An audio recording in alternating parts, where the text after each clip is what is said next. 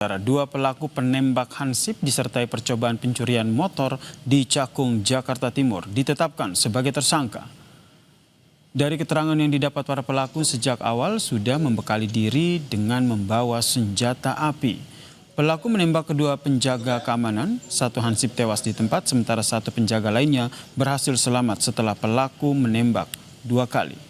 Dari keterangan sementara pelaku mendapatkan senjata dari seseorang yang hingga kini masih didalami polisi. Pelaku dikenakan pasal 338 dan juga 365 KUHP dengan hukuman mati atau penjara seumur hidup atau maksimal 15 tahun penjara.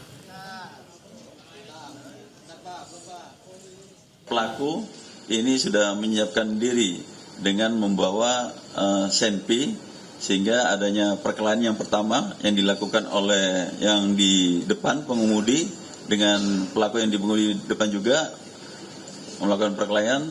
Akhirnya terjadinya letusan tembakan yang mengenai perut sebelah kiri dan juga yang dibonceng di belakang, demikian juga ditembak hingga 2 kali yang sempat untuk lari ke belakang gang.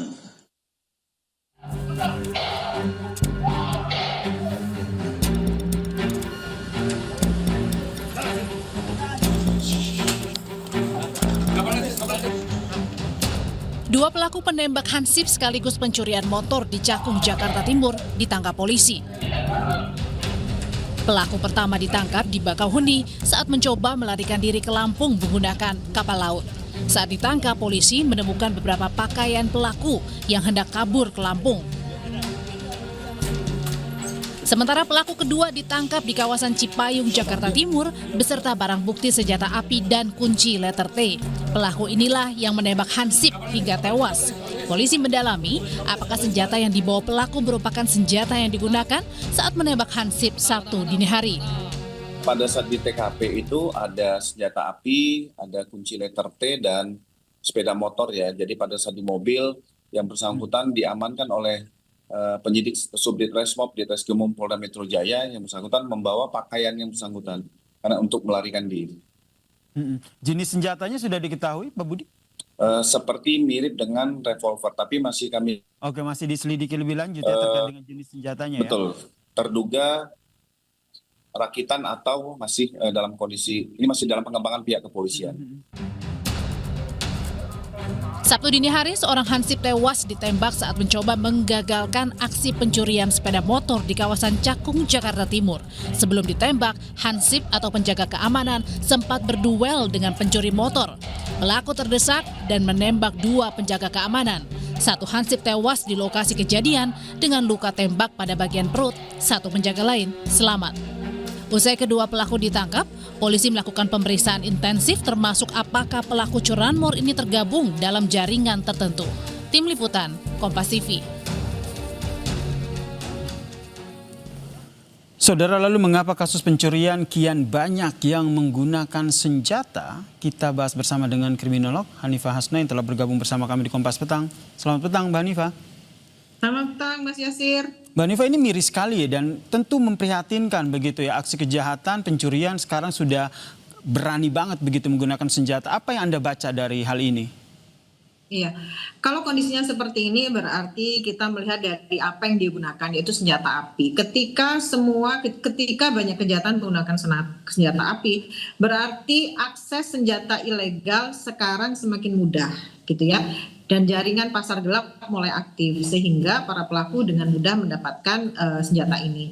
Selain itu, para pelaku kejahatan sepertinya mulai meningkatkan daya paksa terhadap korbannya sehingga dia membutuhkan benda-benda tertentu untuk menakut-nakuti, tidak hanya senjata tajam tetapi menggunakan senjata api. Ini yang harus menjadi perhatian dari penegak hukum, dari mana mereka mendapatkan senjata ini, karena bagaimanapun juga para penjahat itu mempelajari upaya-upaya terkait dengan kemudahan mereka untuk melaksanakan kejahatannya. Jadi bisa dikatakan ada 2 faktor ya dari internal pelaku sendiri yang memiliki keinginan lebih kuat dalam melakukan aksi kejahatan dan eksternal tadi ya, senjata yang lebih gampang didapatkan oleh para pelaku begitu. Dari 2 hal ini, hal mana yang harus diprioritaskan atau 2 hal ini harus betul-betul diantisipasi oleh polisi secara bersamaan?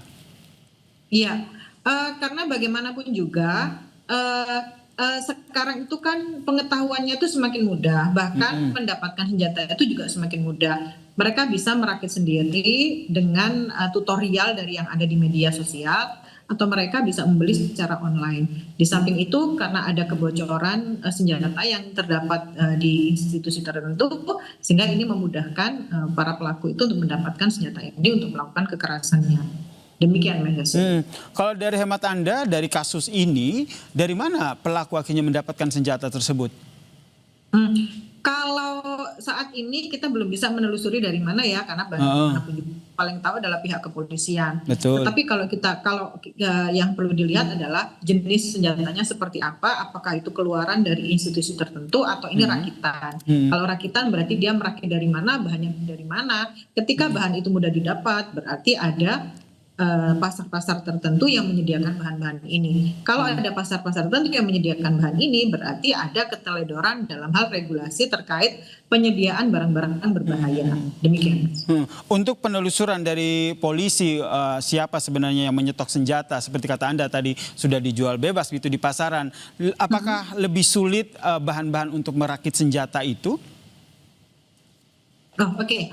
Kalau lebih sulit merakit senjata ini sebetulnya kan mereka sudah mempelajari. Entah mereka ada yang mengajarinya dari tempat lain, misalnya ada residivis yang awalnya mereka sudah mempunyai ilmu ini, atau mereka melihat dari tutorial-tutorial tertentu.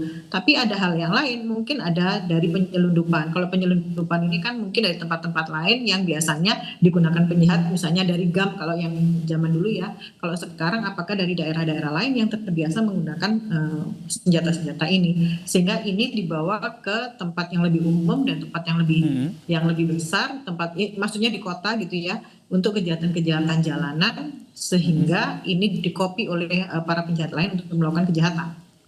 Tentu saja adalah bagaimana menelusuri dari penyedok senjata ini ya. Kalau menurut hemat Anda sebagai kriminolog, apa yang harus dilakukan oleh Polri begitu sehingga betul-betul bisa mencegah akses para pelaku kejahatan ini untuk mendapatkan baik senjata rakitan maupun non rakitan?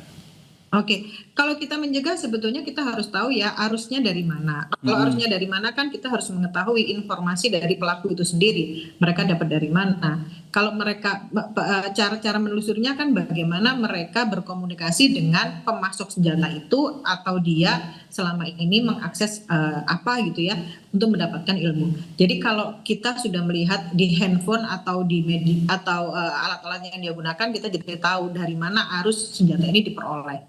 Kalau itu sudah diperoleh, berarti kita stopnya dari situ. Demikian, Mas. Secara sederhananya seperti itu. Secara sederhananya seperti itu ya. Iya. Tadi selain dari faktor eksternal, tadi juga dari internal, dari pelaku kejahatan itu sendiri. Anda melihat ada pergeseran fenomena kah ataupun hal seperti apa sehingga kejahatan seperti pencurian yang disertai dengan membawa senjata tajam ataupun senjata api ini kian marak? Oke, sebetulnya begini Mas, kejahatan itu dipelajari. Kalau di kriminologi disebut dengan differential association, bahwa setiap orang yang berpotensi melakukan kejahatan, pasti dia akan melakukan kejahatan yang paling cepat dan paling menguntungkan. Ketika dia mencari kejahatan yang paling menguntungkan, berarti dia harus punya sumber daya yang tepat bagi dirinya sendiri dan dia memilih korbannya sesuai dengan kemampuan dia. Selain itu, mereka juga mengukur bagaimana tingkat kesulitan dengan pengamanan dirinya sendiri. Kalau yang saya lihat, semua orang atau semua penjahat ini mencari cara paling mudah. Nah, cara paling mudah itu dengan mempelajari semuanya. Kalau dengan menggunakan tangan kosong, itu kemungkinan ketahuannya lebih cepat. Tapi kalau menggunakan senjata api, cara dia menguasai korban itu menjadi semakin besar. Karena dengan membawa senjata api tanpa meletuskan, sebetulnya korban itu sudah sangat ketakutan. Yang menjadi masalah adalah kenapa terjadi terus-terusan. Berarti kan ada kondisi yang salah dalam penangkapan. Kalau saya lihat, meningkatkan hukuman itu tidak lebih efektif dari memastikan bahwa pelaku itu tertangkap. Karena ketika pelaku itu tertangkap dan disampaikan kepada media, disampaikan ke masyarakat, itu memberikan efek jerah tersendiri terhadap orang-orang yang ada kemungkinan akan melakukan.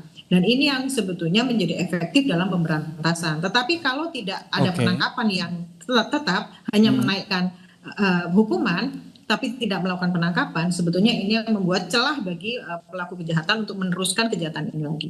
Baik, terima kasih kriminolog dari Universitas Indonesia, Mbak Hanifah Hasna telah berbagi perspektifnya terkait dengan kasus ini di Kompas Petang. Terima kasih Mas Yasir, selamat sore.